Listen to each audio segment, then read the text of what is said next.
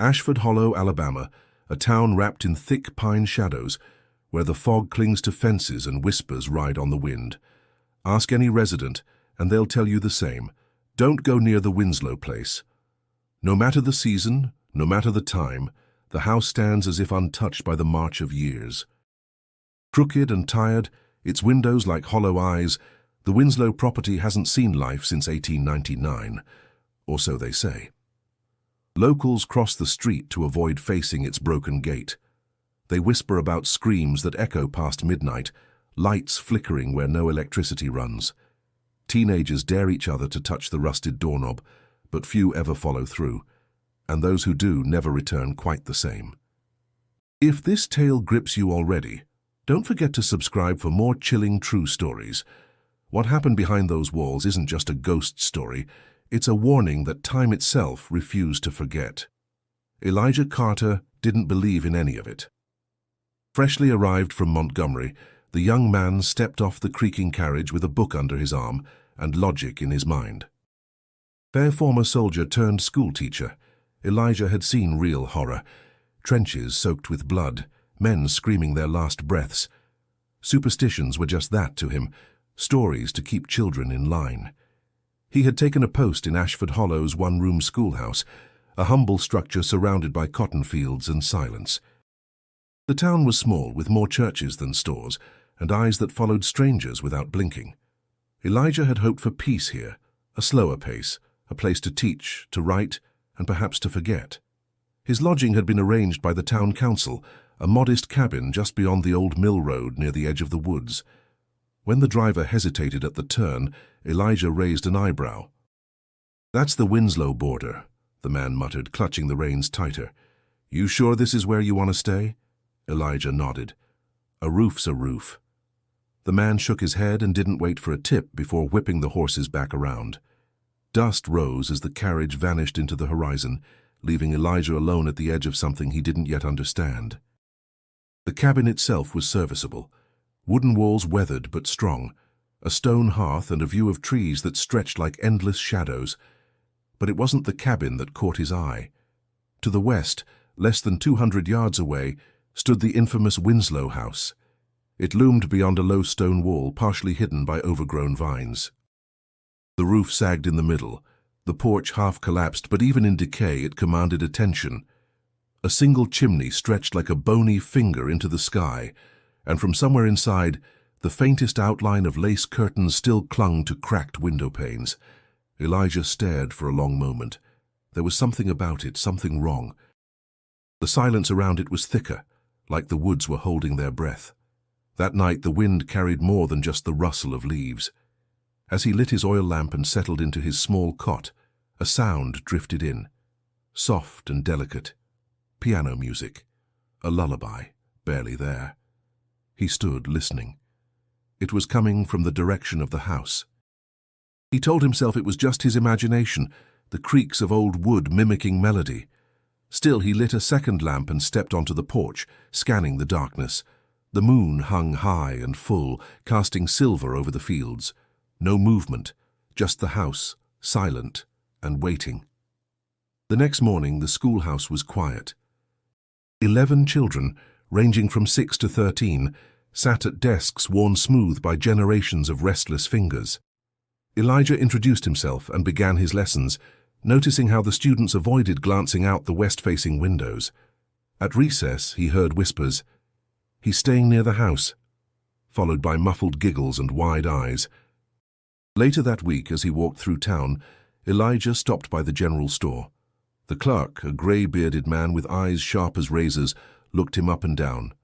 "You're the one living out by the Winslow place?" "I am," Elijah replied, lifting a sack of flour onto the counter.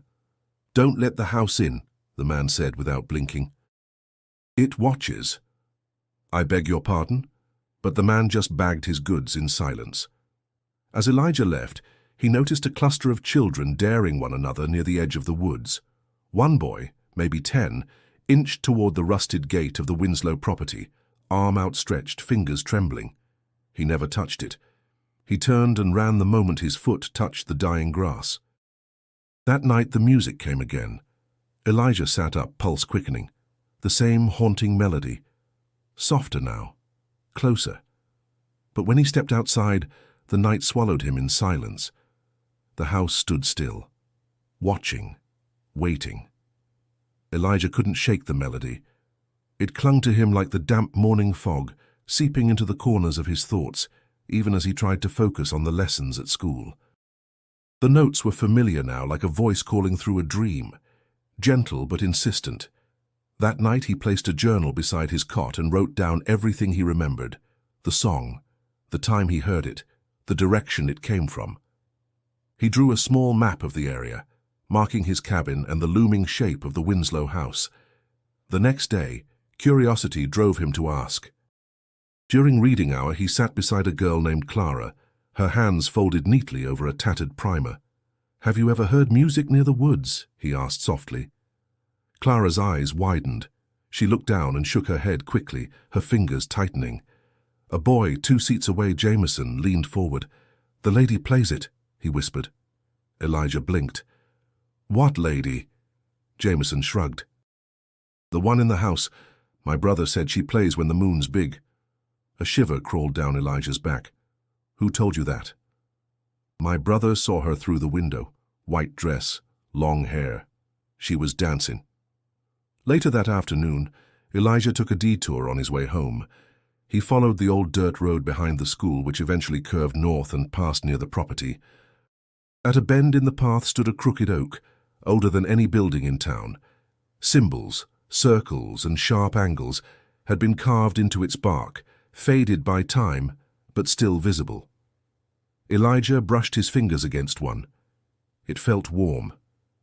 Back at the general store, he approached the old clerk again. "You ever seen carvings in the woods, strange ones?" he asked. The man didn't answer at first. He wiped the counter slowly, then looked up with a hard stare. "You digging where you shouldn't, boy." "I'm just trying to understand." "There's nothing to understand. That land is sour. Been that way long before the Winslows." Elijah paused. "What happened to them?" The man gave a humorless chuckle. "You don't want to know?" "I do." The clerk leaned forward. "Whole family gone in one night. No one knows how, no screams, no fire, just gone. House left like a museum, food still on the table. Chairs knocked over. Sheriff went in and came out white as a sheet. Never set foot in there again." "No bodies?" "Not a trace. Like they vanished into smoke." That night Elijah lit a fire and opened an old map of the county he had borrowed from the school's archive. The Winslow land had once been part of a larger estate, broken up after the Civil War. There was a note in the margin, Parcel 17, previously Creek Tribal Land, restricted. He circled the line and underlined the word restricted. The next morning, Elijah visited the town's oldest resident, Mrs. Bellamy, a woman nearing 90, who lived in a rocking chair on her front porch. Her eyes, milky with age, followed him with unsettling clarity. "You're the one staying near the cursed place," she said, before he even introduced himself. "I've heard stories," Elijah replied, sitting across from her, "but no one seems to agree on what happened." Mrs. Bellamy nodded slowly. "Because none of us want to remember. That house ate them, not just the Winslows, others too." He frowned. "What do you mean?" "There were folk living there before them, a preacher and his wife, both vanished. Before them, a soldier who tried to make a farm. Shot himself after 2 months. No one lasted long." "Why?" She looked past him toward the trees. "Because it's not the house, it's the land, something buried there, deep and old. They say the Creek people refused to settle that ground.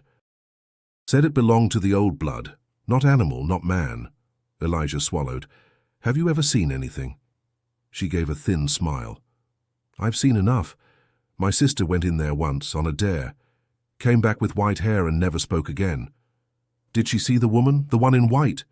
Mrs. Bellamy's eyes narrowed. "If you see her, it means she's seen you first." That night Elijah sat by the window watching the stars. The air felt heavy, thick with silence. He read through the diary he had begun to keep, adding notes, drawings, symbols he remembered from the tree. And then he heard it again, the melody, clearer this time, slower, and accompanied by something else, a soft hum, as though someone were singing along. He didn't rise. He didn't move. He simply listened as the voice faded into the night. And in the stillness that followed, Elijah knew one thing with certainty. He was not alone.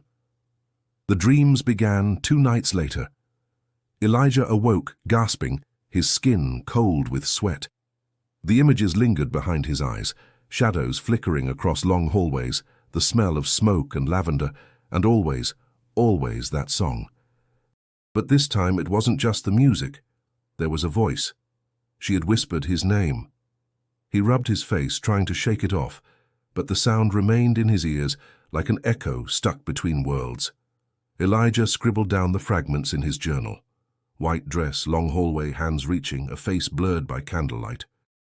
He couldn't remember what she had said after his name, only that her tone was urgent, pleading.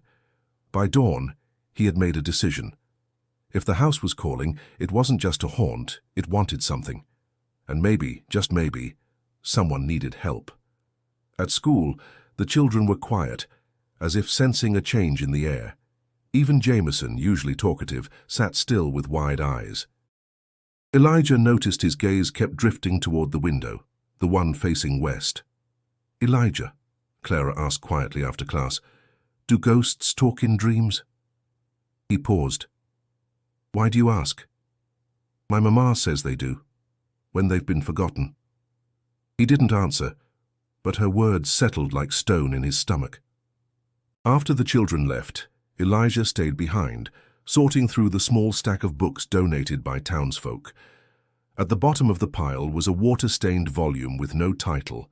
Inside, pressed between 2 brittle pages, was a folded envelope, yellowed and torn. The name on the front was written in elegant script, 2J. He opened it carefully. The letter was from someone named Amelia.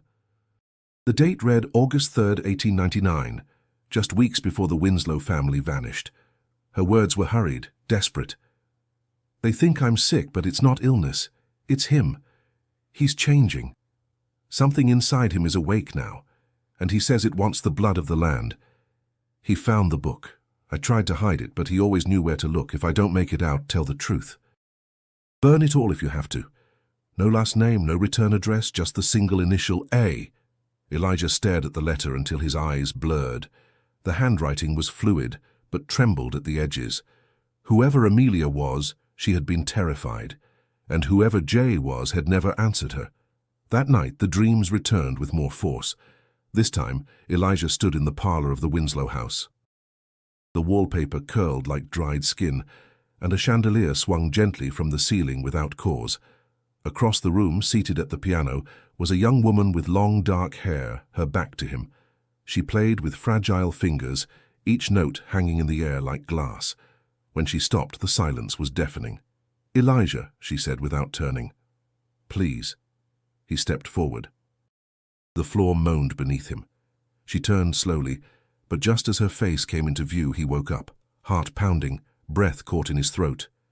Something about her felt familiar. He didn't recognize the face, but the sadness in her voice. It was real. The following morning, Elijah packed a satchel with a lantern, matches, and the letter. He walked the path toward the Winslow property, stopping just outside the stone wall. He stood there for several minutes, trying to still his nerves, but he didn't go in. Instead, he made his way to the church, hoping the pastor might know more. Inside, the air was thick with incense and silence. Reverend Caldwell, a reserved man in his 60s, greeted Elijah with a wary smile. "I was wondering," Elijah began, "if you knew anything about the Winslow family, particularly Amelia." The Reverend's smile faded. "What has brought you to ask about them?" "I found a letter, and I've had dreams. Something is wrong. I think she tried to warn someone." Reverend Caldwell lowered his gaze. "I've buried a dozen men who thought they could understand that house. Faith doesn't reach there." "But why?" Elijah pressed. "Why was nothing done?" The Reverend hesitated. "Because the town made a choice. Some things are better left sleeping." Elijah left with more questions than answers. As he stepped into the fading afternoon light, he felt a presence behind him. Just a ripple in the air, like something had moved without sound. When he turned, there was nothing. That evening he lit the lantern and opened the letter again. He traced the lines with his fingers, the words now etched into his memory. Someone had tried to speak, to warn, and he wasn't going to ignore it. Outside, the wind picked up, rattling the windows. Leaves spun through the air like whispers, and somewhere far too close the music began again. This time, the piano wasn't alone. There was humming, and it was getting louder. Sheriff Tom Harlan arrived unannounced. Elijah was tending to his lantern when he heard boots crunching over gravel. The sheriff's broad frame filled the doorway, his badge dulled by age and his face carved by long, sleepless years. "You've been asking questions," Tom said flatly. Elijah straightened. "I didn't realize that was a crime." "It's not," the sheriff replied. "But in Ashford Hollow it's often a mistake." The two men stared at each other, silence heavy between them. Finally, Elijah spoke. "I found a letter, written by a woman named Amelia, from the Winslow family. I know who she was. She warned someone about her father, said he changed, that he found a book." Tom's jaw tightened. "I've heard enough ghost stories in my time, enough to know that chasing them ends badly." "I'm not chasing anything," Elijah said. "But there's something wrong here, Sheriff. I hear music at night. I dream things that aren't mine. Someone's trying to tell the truth." Tom stepped inside, his boots echoing on the wooden floor. "I went into that house once," he said quietly. Right after the Winslows disappeared. Nothing broken, no signs of a struggle, just stillness, the kind that freezes your bones. "What did you see?" Tom's gaze shifted. Her dress was still on the chair, her shoes by the stairs, piano keys pressed down like someone had just played them. But no one was there. "Do you believe they vanished?" "I believe they stopped being part of this world," Tom answered, "and the town decided to seal it away." Elijah frowned. "By forgetting?" "By surviving," the sheriff said. "And I suggest you do the same." But Elijah couldn't forget, not now. That afternoon he returned to the town archives. The small dusty building held ledgers, land deeds and old newspapers dating back to the 1860s. He spent hours flipping through yellowed pages, looking for anything that mentioned the Winslow name before the incident in 1899. He found something strange. 2 articles, one from June and another from July of that year, reporting on noise complaints and unusual gatherings at the Winslow property. The July piece mentioned locals seeing flickering lights, chanting, and what was described as a procession of women in white. There was no follow-up, no investigation, just silence. More unsettling, the census record from 1890 listed 8 people living in the Winslow household. The 1899 record, filed 3 months before their disappearance, listed only 4. Elijah wrote it down. Where did the others go? The sun dipped below the trees as he left the archive. He took the long way back to his cabin, skirting the edge of the woods near the Winslow line. The wind was still, but something in the air felt alive, humming just beneath perception. He paused near the stone fence and noticed something new. Animals, rabbits, birds, even insects avoided the boundary. The ground just past the stones was untouched, no footprints, no tracks. It was as if life itself refused to enter. Later that evening, Elijah sat on the porch, staring westward. His journal lay open in his lap. He had mapped everything, sightings, symbols, names, and notes. The pattern wasn't clear, but he felt something circling him. Closer every night. Then came the knocking, 3 soft raps on his door. He rose slowly, heart hammering. When he opened it, no one was there, but lying at his feet was a bundle of twigs tied with red thread. Inside the bundle, he found another scrap of parchment, old, brittle, and marked with ink. A crude drawing of a house, the Winslow house. And behind it a shape, tall, inhuman, made of smoke and eyes. He didn't sleep that night. The music returned, louder, closer, now paired with footsteps pacing outside his window. At dawn, Elijah walked to the schoolhouse early. The morning was unusually cold, breath fogging in the air. As he approached the building, he found something carved into the wooden frame of the door. The same symbol from the oak tree. Inside, the children arrived quietly. No giggles, no games. Even Jameson kept his head down. At lunch, Elijah sat alone at his desk until Clara approached with a folded paper in her hand. "My mama found this in our cellar," she whispered. "She said not to show anyone, but I thought maybe you should see it." He unfolded the note. The handwriting was identical to the letter from Amelia. "If you find this, it's not over. He said the land remembers. He buried it, but it calls to him in dreams. I see him change. I don't know if I can stop him." No name, no date. Elijah looked up at Clara. "Where is your house?"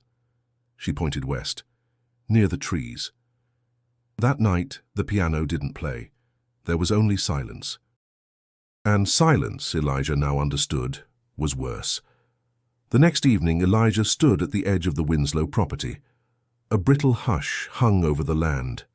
No wind, no bird song, just the brittle crackle of dying leaves beneath his boots. The house loomed ahead, cloaked in its usual silence, but tonight something was different. The front door was ajar. He hadn't approached it, hadn't touched the gate. And yet, the door now stood open as if expecting him. Elijah stepped forward slowly, 1 foot past the stone wall. A chill passed through his body, like stepping into another world. The grass was stiff and brittle underfoot, snapping with every step. The closer he got, the more the air thickened as if he were walking through water. His breath slowed. Every sound around him dulled. When he reached the porch, he paused. The boards groaned softly under his weight, the wood swollen with time and secrets. He raised his lantern, casting a golden halo into the entryway. Inside, nothing moved, and yet nothing felt empty either. He crossed the threshold. The house smelled like dust, rot, and something faintly sweet, like dried roses left too long in the sun. Furniture stood in perfect order, untouched by decay. A teacup sat on a side table, its contents long evaporated, a shawl still draped over the arm of a nearby chair. Everything was too preserved, too still. He walked further in, lantern light sweeping across faded wallpaper and cracked portrait frames. A grandfather clock stood silent in the corner, its hands frozen at 11:46. Dust lay in thick blankets on the floor, except for one strange detail. There were footprints, bare, small, leading from the base of the stairs to the parlor. Elijah followed. The piano stood against the wall like an altar. Its lid was half open, keys yellowed, but intact. He ran a finger across them. A soft note rang out, delicate and warped. The sound trembled through the room and vanished. Then he saw it. The oil lamp, still lit. A single flame danced inside its glass casing, burning without smoke, without fuel. His chest tightened. He looked around, heart hammering. No one was there, but someone had been. Recently. He crouched near the lamp and touched the side. Warm. He didn't hear the whisper so much as feel it. Breath across the back of his neck. "Elijah!" He turned sharply. The room was empty, but in the corner of his eye he caught a flicker of white disappearing around the corner. He stepped into the hallway, every nerve on fire. "Who's there?" he called. "Amelia?" No answer, just the low creak of floorboards above. He climbed the staircase, each step moaning beneath his weight. At the top, a long corridor stretched before him. Doors lined both sides, all shut. Except one. The farthest room, its door slightly ajar, spilled a sliver of light onto the dusty floor. He approached slowly, pushing the door open with trembling fingers. It was a bedroom, simple, clean. The bed was neatly made. A mirror stood opposite the window, its surface cracked.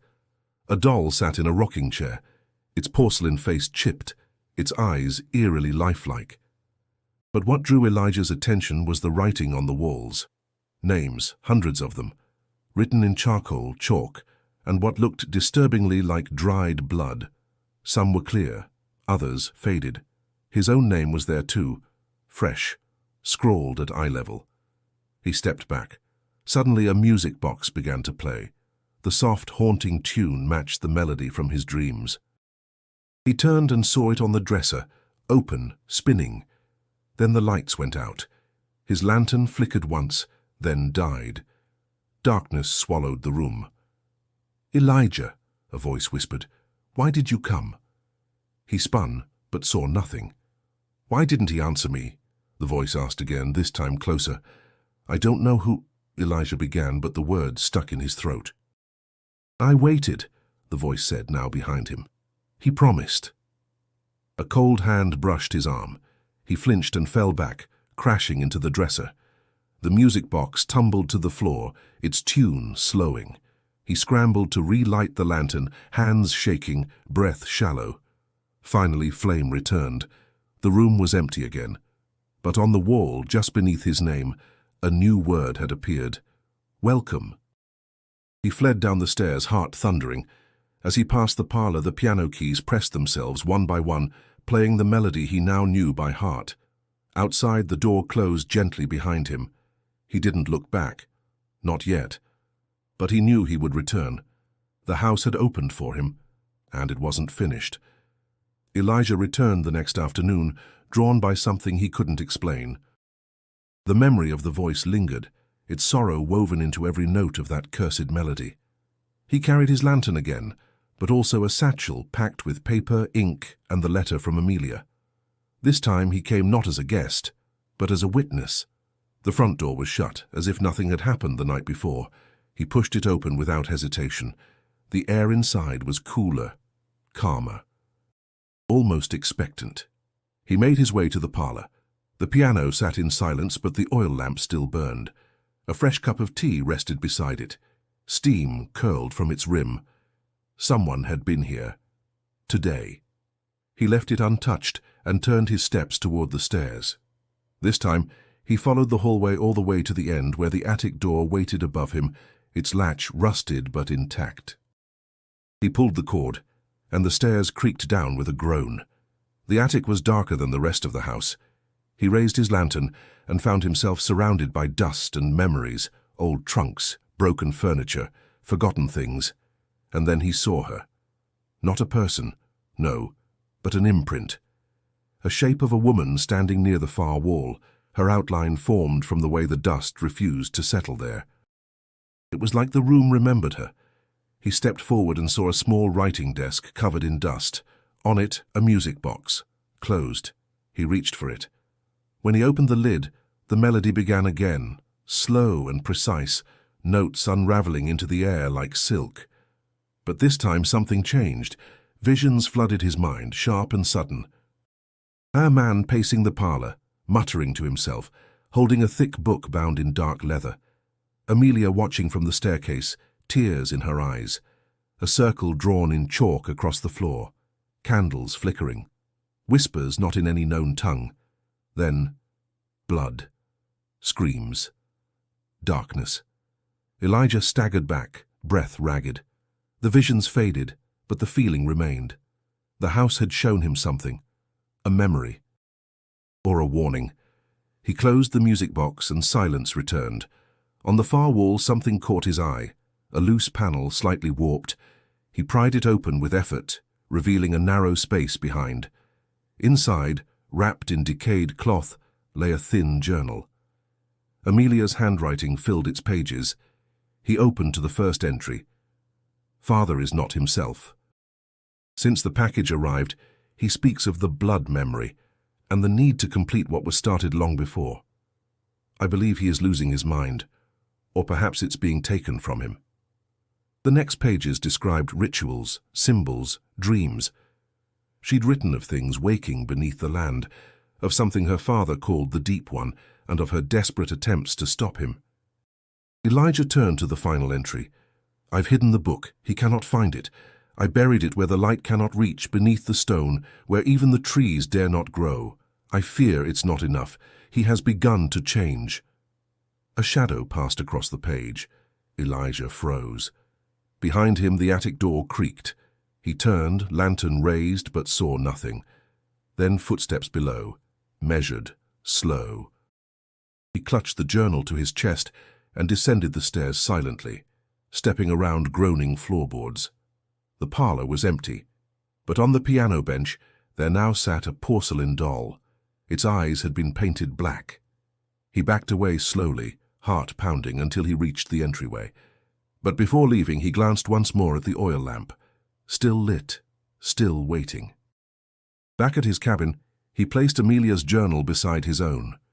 He opened both and began to copy what he'd learned, drawing the circle she had described, labeling each symbol carefully. One resembled the carvings on the old oak. The other, the figure from his dream, a being of limbs too long and eyes too many. It wasn't madness. It was a pattern. The following night, Elijah returned, unable to resist. The house didn't protest. The door opened on its own. In the parlor, the lamp flickered. The tea was cold, but the music box was playing again, and standing beside the piano was a woman. She didn't speak. She only looked at him. Her eyes glistened. Her mouth moved, but no sound came.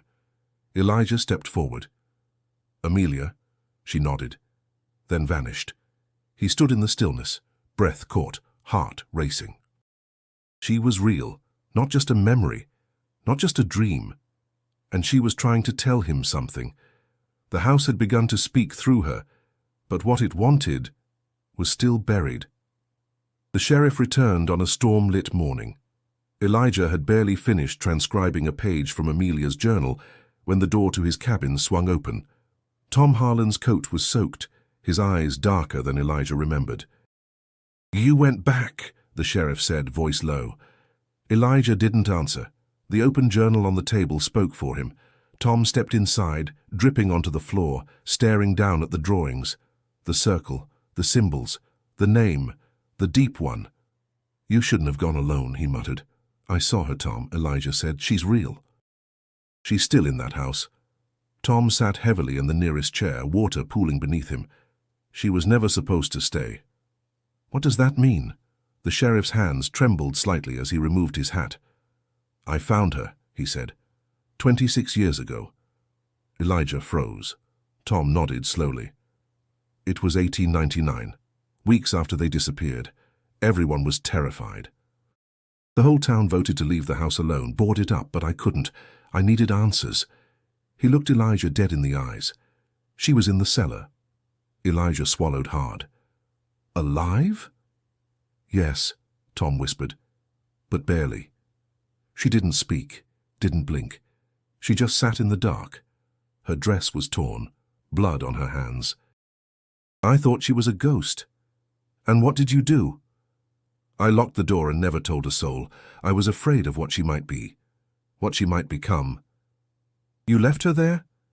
Elijah's voice cracked with disbelief. "She wasn't right," Tom hissed. "She didn't eat, didn't sleep, just waited. Sometimes I'd hear her singing from outside, that same damn melody. I told myself she wasn't real. But she was." Tom looked down, ashamed. "I buried the entrance and swore never to speak of it, but that wasn't the end." Elijah leaned forward. "What else?" "The dreams started after that," Tom said. "I saw her father, the book, the rituals, and I saw something else. Watching them. Tall. Shifting. It moved beneath the walls. Like the house was built on its back." He paused. "Others began having the dreams too. A boy tried to burn the place down in 1903, vanished before the fire was lit. A preacher hung himself in 1911 after claiming to see Amelia in the woods. We told everyone it was hysteria, grief, but it was spreading." Elijah looked down at the journal. "She buried the book. Said her father couldn't find it. Then he wasn't the only one looking." The sheriff stood and walked to the window, staring west. "You feel it now, don't you?" he asked. "How it follows you, lives in the corners of your thoughts." Elijah nodded slowly. "It's been feeding," Tom said. "Every year it grows quieter, hungrier. The land doesn't rot there because it doesn't need to. It drinks from what we bury." Elijah felt the weight of that truth settle in his bones. "We have to go back," he said. Tom turned sharply. "No, I went back once. I'm not setting foot in that place again." "She's still there, Tom," Elijah said, "and she's still waiting for help." The sheriff's shoulders sagged. "She's not a girl anymore, not even a ghost. That thing twisted her into something else." Elijah picked up the journal. "Then let me see for myself. Show me where the cellar is." Tom hesitated for a long moment, torn between guilt and fear. Finally, he nodded. "Sunset. I'll bring what I buried." That evening they approached the Winslow property together. Tom carried a rusted iron box wrapped in canvas. Inside, he said, were the items recovered from the cellar: a pendant, scraps of Amelia's dress, and a broken chain with teeth marks. As they neared the house, the wind shifted. Trees leaned away from the path, and the air grew thick. The front door was open again. Tom stopped just outside. "I won't go further," he said. "I'll wait here." Elijah didn't argue. He stepped inside alone.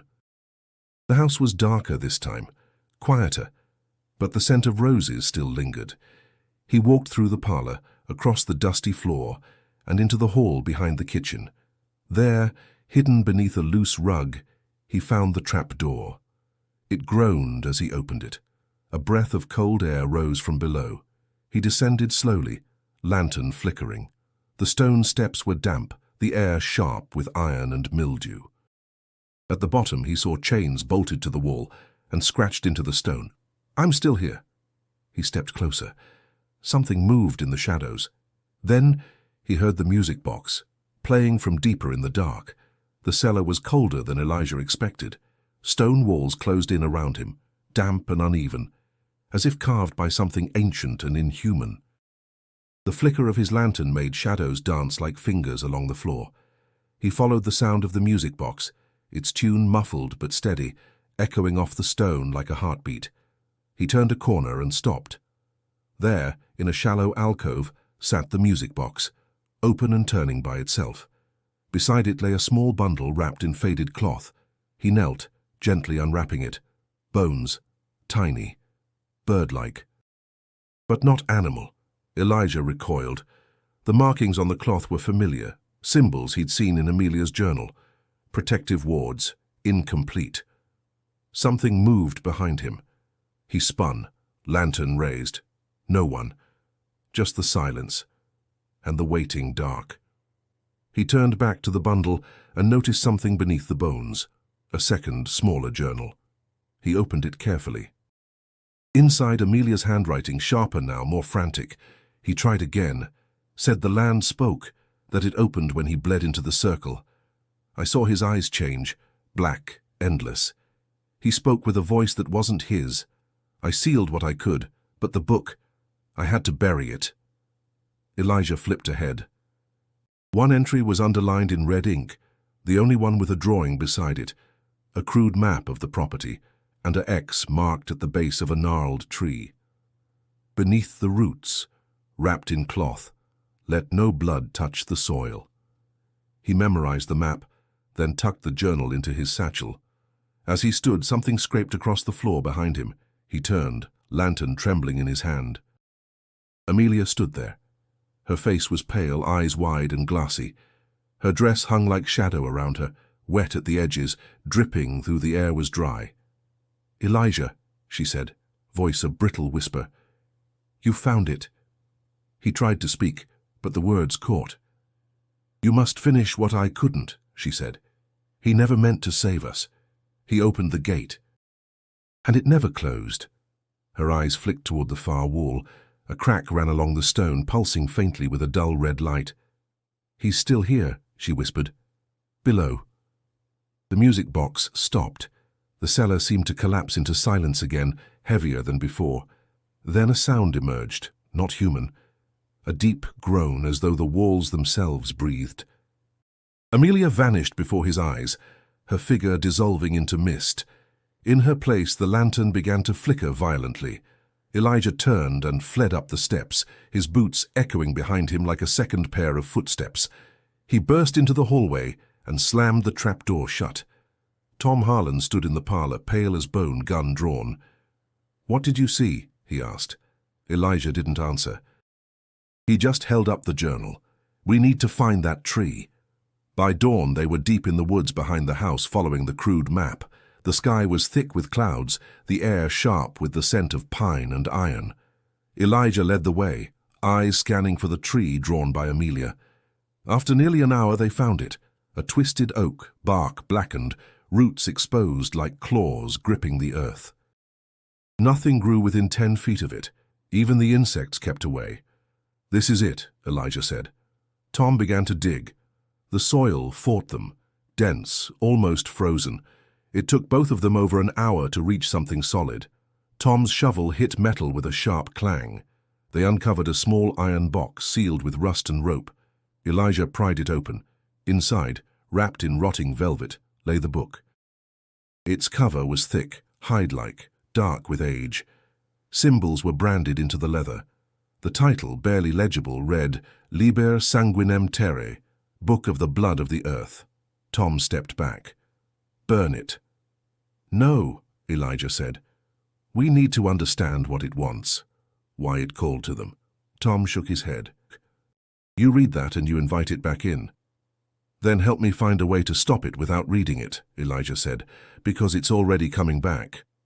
As they argued, the wind died, and in the sudden stillness, the trees creaked as if bending under some invisible weight.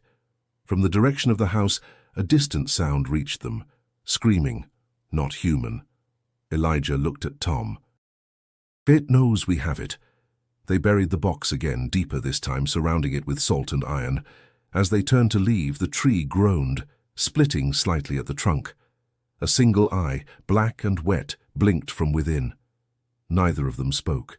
They walked back in silence, the wind finally rising again behind them. But the scream echoed long after the trees stopped moving.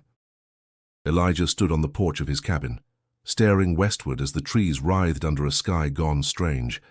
The scream still echoed in his ears, not from the mouth of any beast, but something older, something that remembered. Tom hadn't spoken since they returned. He sat inside, head in hands, his breath ragged.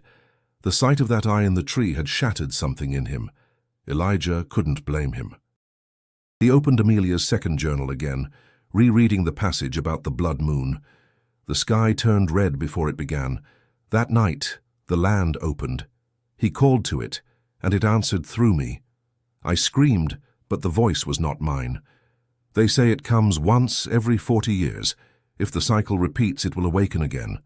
He checked the date. August 18th, 1899. Elijah looked to the calendar above his hearth.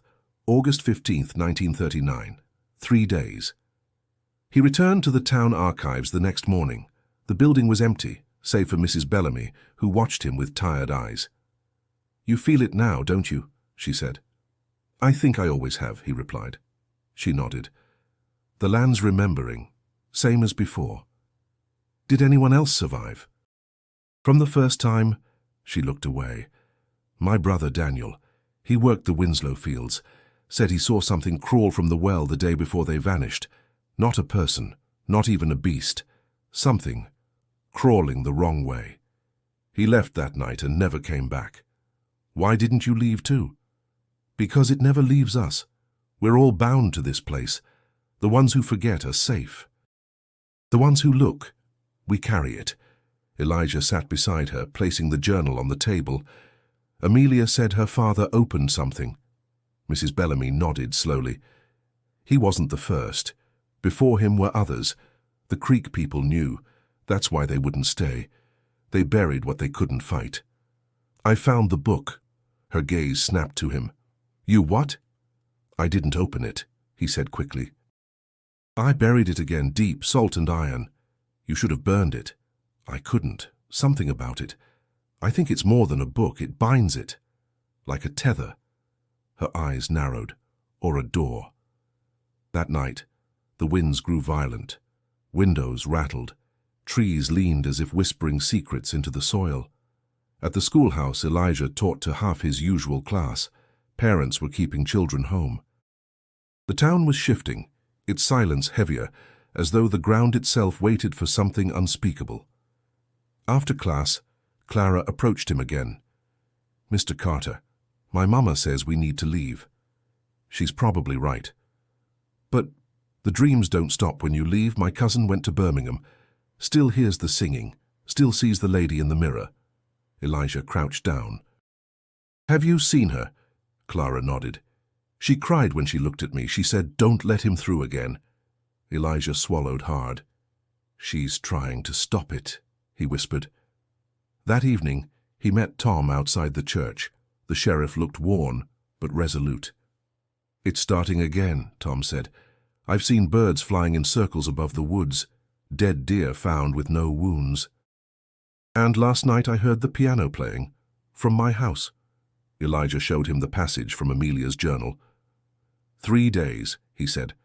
"That moon will rise again, and if the book's still here—" Tom didn't let him finish.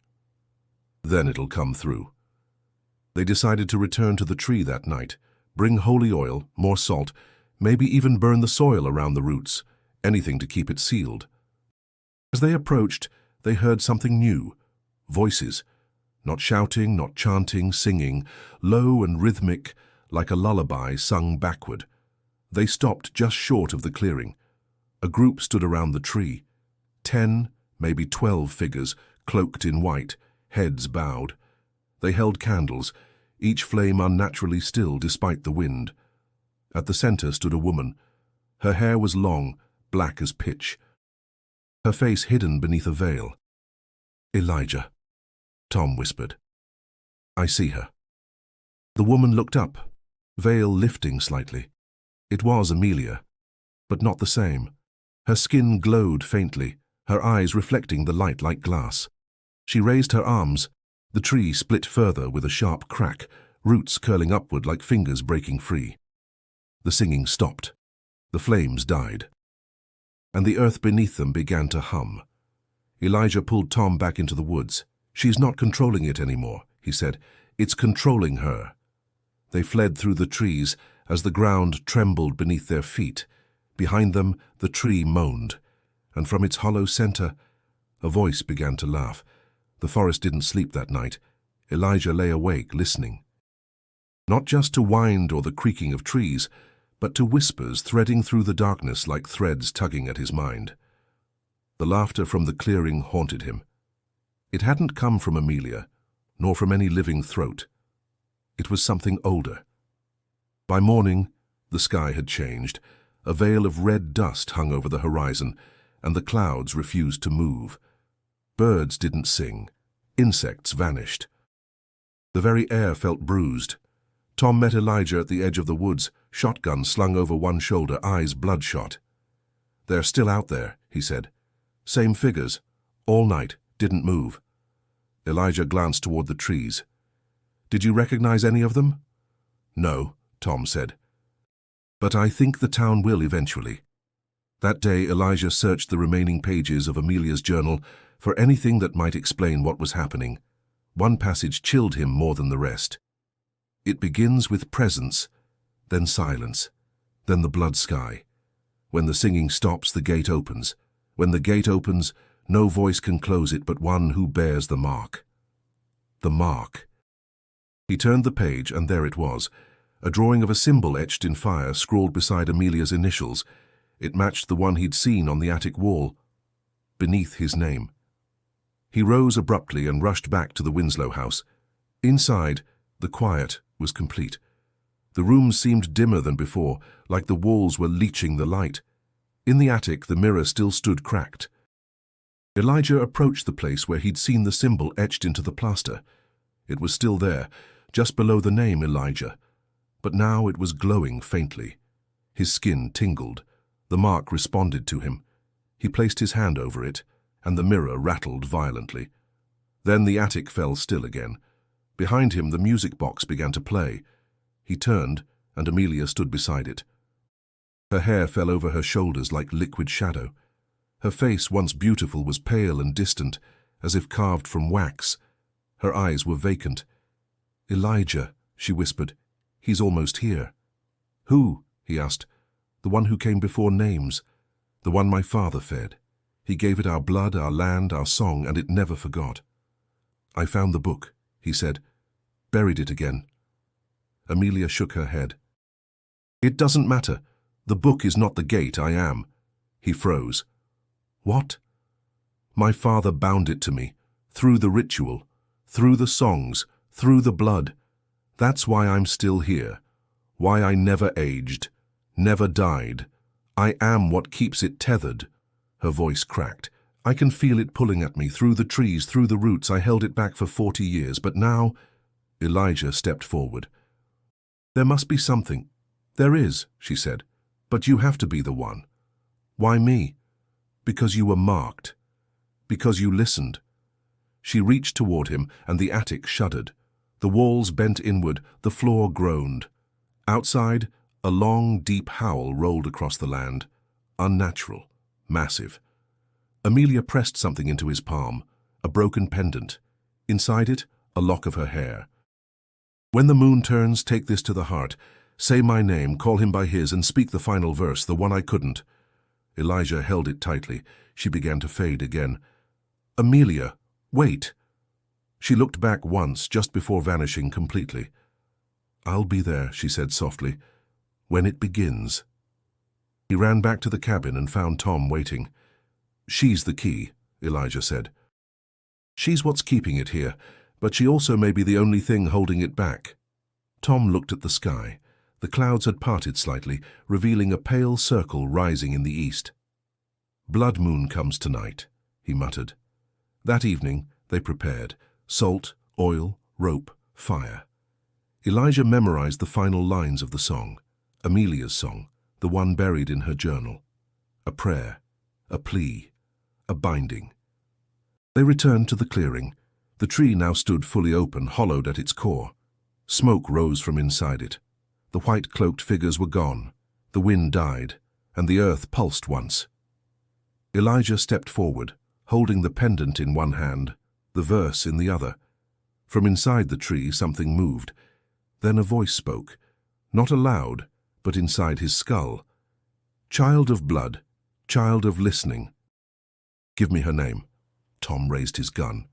"No," Elijah whispered. He stepped closer and began to speak. Elijah's voice trembled as he spoke the first lines of the verse. The pendant in his hand began to pulse with a soft violet light, casting flickering shadows against the bark of the corrupted tree. From deep within the hollow, the shape shifted, limbs that weren't limbs, eyes that blinked in impossible rhythms, a form that was never meant to be perceived by human sight. It wasn't just watching, it was waiting. The ground shivered. Tom took a step forward, gun raised, finger tense on the trigger. "Elijah, whatever that is—" "Don't," Elijah said. "She said only I could." The voice returned, louder now. "Not in the air, but through it. You are no blood of hers. No maker, no father, no key." "I don't need to be," Elijah answered. He pressed the pendant to his chest and spoke her name. Amelia Winslow. The trees groaned, the clearing warped. The stars overhead blinked out one by one, as if snuffed by a great hand. The creature screamed, but not in pain, in fury. The gate had recognized him. The mark beneath his skin, awakened by Amelia's bond, glowed like hot coal. The roots around the tree coiled inward, trying to crush the light, but it flared brighter. Elijah recited the second line. The creature surged forward. Tom fired. The shot rang out uselessly into the void. The bullet passed through the thing as if it were mist and thought. Elijah shouted the third line. The clearing exploded with sound. Every tree bent backwards. Birds fell dead from the sky. The soil cracked, revealing a red glow beneath like fire licking the underside of the world. Then Amelia appeared, not fading, not spectral, whole. She stepped into the light from the pendant, eyes wide with grief and purpose. "Elijah," she said, "it's trying to take you." "I know," he gasped. "But I'm finishing it." She placed her hand over his. Together they spoke the final line. The creature shrieked, but its voice began to diminish. Its limbs faltered, retreated. The black roots turned brittle, breaking off and falling into the pit below the tree. Light erupted from the pendant, blinding, pure. The tree split once more with a thunderous crack, then crumbled into ash. But something resisted. A tendril lashed from the pit, wrapping around Elijah's ankle. He screamed as it began to pull. Tom lunged forward, grabbing his arm. The ground beneath Elijah split open, revealing not fire, but an endless, swirling dark. "Don't let go!" Elijah shouted. Amelia reached down, her face contorted with agony. "I can stop it," she said. "But I have to go with it." "No," Elijah yelled. "It's bound to me," she said. "Only I can seal it. It's always been me." Her hands closed over the tendril. "Elijah," she said, "let me finish it." Their eyes met. The wind died. The world hushed. He let go. The tendril snapped tight, pulling Amelia into the pit. Light poured out in a column that reached the clouds, then silence, and then nothing. No tree, no ash, no hole, only stillness. Tom collapsed to his knees, shaking. "Elijah," he whispered. "What did we just see?" Elijah stood slowly, staring at the place where she had vanished. "She gave herself," he said, "so the rest of us wouldn't have to." In his palm, the pendant had turned to stone, cracked, lifeless. They walked back to town in silence, the wind finally cool, the air clear for the first time in days. That night, no music played. No whispers came. The house on the hill sat quiet, and for the first time since 1899, the Winslow name no longer lingered in the dark. Elijah didn't sleep. Even after the sky cleared and the wind stilled, his mind remained tethered to the last image of Amelia, arms outstretched, swallowed by the dark. He sat by the fireplace, the cold pendant stone resting in his palm. It no longer pulsed, no longer glowed, but something about it still felt alive, as if a trace of her had been sealed within. By morning, the town stirred like someone exhaling after a long-held breath. The trees no longer bent unnaturally. The animals returned, and the silence, the choking, sentient silence, had lifted, but the house remained. Elijah returned one final time. The front door hung half off its hinges. The air inside was dry, no longer damp or humming with unseen energy. He walked slowly through the parlor. The piano remained untouched. The teacup on the table was now covered in dust. Time, it seemed, had resumed its cruel march. He ascended the stairs. The attic greeted him with sun through the cracked windows. No music box played, no figure lingered near the mirror. But something had changed. The wall where his name had once glowed was blank. All the names were gone, erased, even Amelia's. He stood in the center of the attic, heart full and heavy. He whispered her name once more, not as a plea, not in ritual, but in remembrance. And the wind, gently, answered. Back in town, people began speaking more openly. Clara's mother knocked on Elijah's door with a pie, and a thank you that came with tears. Children returned to school. The woods were still avoided, but no longer spoken of with fear, only caution like a scar that had finally begun to fade.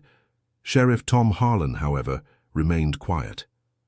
Elijah visited him days later and found the man on his porch, staring out at nothing. "She's really gone," Tom said. "Yes." "Do you think she knew back then?" "I think she always knew," Elijah replied. "But she hoped someone else would say her name." Tom looked down. "I should have told someone. I should have done more." "You stayed," Elijah said gently. "Sometimes that's harder." Tom handed him a small wooden box, engraved with a rose. "Found this under the floorboards of the church," he said. "Thought you'd know what to do with it." Inside was a folded page, Amelia's handwriting again. "If this is found, let them remember. Let the truth be planted, not hidden. The land doesn't need silence, it needs memory." Elijah took it to the schoolhouse. He began a lesson that day, not on letters or numbers, but on names, on memory, on the weight of silence and the power of voice. He didn't tell the full story, not yet. But he let Amelia's name echo in the classroom, carried on by those too young to forget and too honest to ignore. Weeks later, the first rain in a month fell across Ashford Hollow. The earth soaked it in, greedily, gratefully. Elijah walked once more to where the great tree had stood. Now only wild grass grew there, but at the center something had sprouted, a white rose. He knelt, touched its stem. It was real, no illusion, no trick, a gift. He smiled, tears threatening but held at bay. "Thank you," he whispered. That night, he dreamed of her. Amelia stood in the schoolhouse, watching the children with a soft smile. Her eyes were calm, her presence light. She turned to Elijah. "They won't forget," she said. And then she vanished one last time into the warmth of a memory finally set free. The Winslow house collapsed 2 weeks later, not with fire or thunder, but with quiet resignation. One morning, the roof caved in, followed by the upper walls. By dusk, only the stone foundation remained, overgrown with vines that had not touched it in decades. The town took it as a sign. Elijah stood at the edge of the rubble, watching as the last vestiges of the home sank into the earth like an offering. No one dared rebuild. No one even removed the stones. It was as if the land had taken back what it was owed, and Ashford Hollow let it. He didn't speak much after that, not about the house, not about the creature, and not about Amelia. But he wrote. Every night, by lantern light, he filled pages with memory, his own and the fragments left behind by others. He kept Amelia's journal close, and the stone pendant nestled in a drawer beside his bed. Weeks passed, then months. The whispers never returned. Children laughed without fear near the schoolhouse again. The woods were still avoided, but no longer feared as they once were. The symbol carved into the old oak by the bend in the path had faded almost completely, worn by rain and time. Elijah walked often. One late afternoon in early spring, while following the edge of the property line, he came upon a girl seated in the tall grass. She was maybe 9 or 10, humming a soft, unfamiliar tune as she braided stems into a chain. "Are you far from the main road?" he said gently. She looked up, smiling. "Mama said it's okay now, the bad house is gone." He nodded. "Yes, it is." She tilted her head. "Did you know the lady who lived there?" Elijah paused. "I did." "She was sad," the girl said, "but she's not anymore."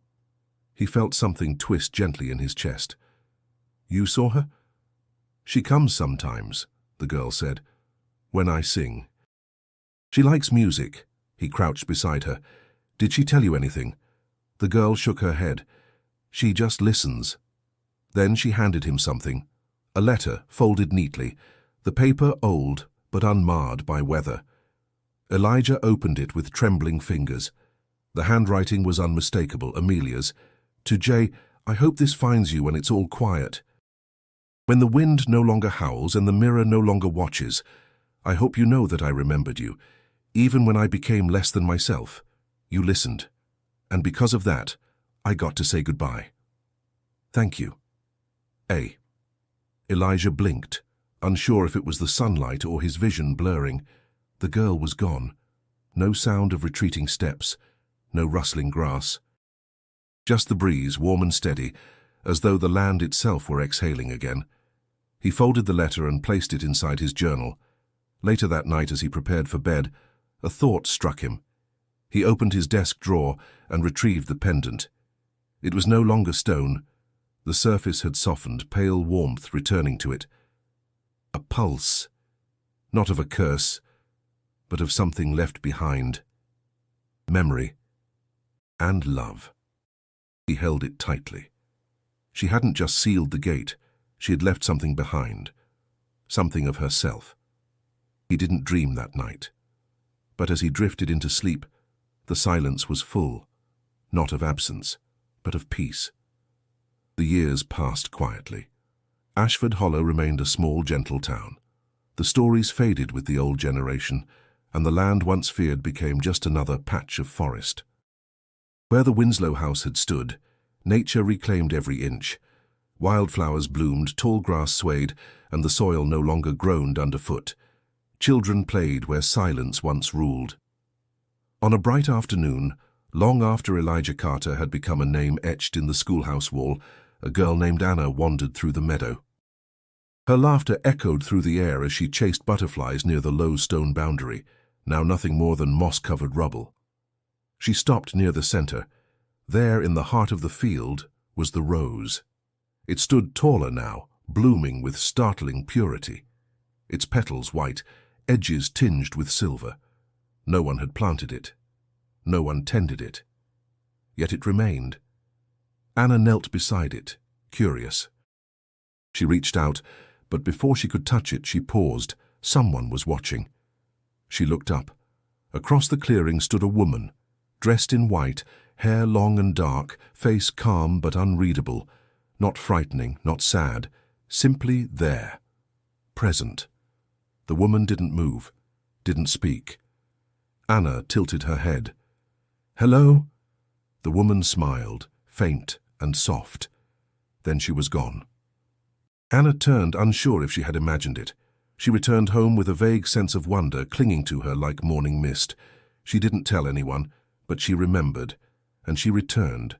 Each week she brought a small gift, a flower, a ribbon, a poem. The rose never wilted.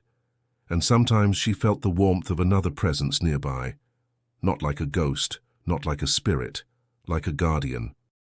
One evening, as the sun dipped behind the hills, her older brother followed her.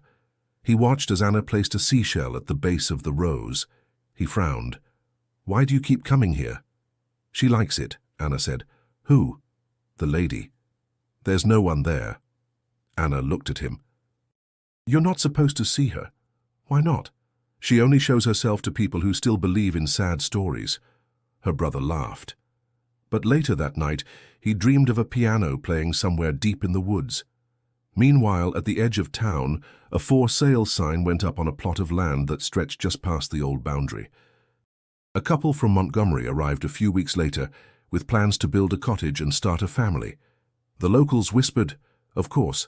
Some warned, others smiled politely and said nothing. Most had forgotten the details. Only a few still remembered the names. Elijah, Amelia. The couple dismissed the old tales. They broke ground in spring. And on the first night they stayed in their new home, they heard something from beyond the trees. A lullaby, barely audible, beautiful.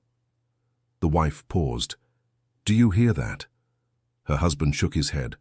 "Probably just wind through the trees." She stared into the dark for a long time. Far across the field, behind the tall grass, the rose still glowed faintly in the dusk. And behind it, the silhouette of a woman lingered for just a breath. Then she turned and walked back into the woods, disappearing once more into the land that had never truly forgotten her. Elijah awoke slowly. The sterile scent of antiseptic and soft beeping reached him before his eyes opened. His body was stiff. Every breath ached. The ceiling above was white, the light gentle. A nurse appeared by the door, startled. "He's awake," she said, rushing out. Moments later, a doctor entered with calm efficiency. "Mr. Carter, welcome back."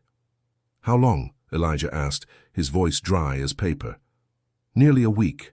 You collapsed near the old property. The sheriff found you." He tried to sit up. Pain bloomed across his chest, but he managed. "Where's Tom?" The doctor paused. "Gone. Disappeared that same night. The search turned up nothing." Elijah turned away, jaw tight. He remembered the scream, the light, Amelia's voice fading into the dark. The doctor added gently, "The locals say something changed, that whatever haunted those woods is finally gone." He didn't answer. Back home, the cabin felt emptier, the lanterns were cold. The pages of Amelia's journal, worn soft by touch, no longer whispered. The pendant no longer pulsed. But they remained, quiet witnesses to what had happened. He resumed teaching. The children returned eager, laughter blooming like spring. Clara brought him a drawing of a white rose and said she dreamed of Amelia smiling. He hung it on the wall. The town breathed again. The forest stayed still. But late at night, Elijah sometimes heard the faintest hum in the trees, a half-remembered tune barely there. He didn't fear it. It wasn't a warning. It was memory. He would walk sometimes to the field where the house once stood. The grass had grown tall. The foundation stones were moss-covered, and the rose bloomed faithfully. Others passed without noticing, but Elijah always paused. He would whisper her name, not to summon, to remember, because the truth was simple and quiet.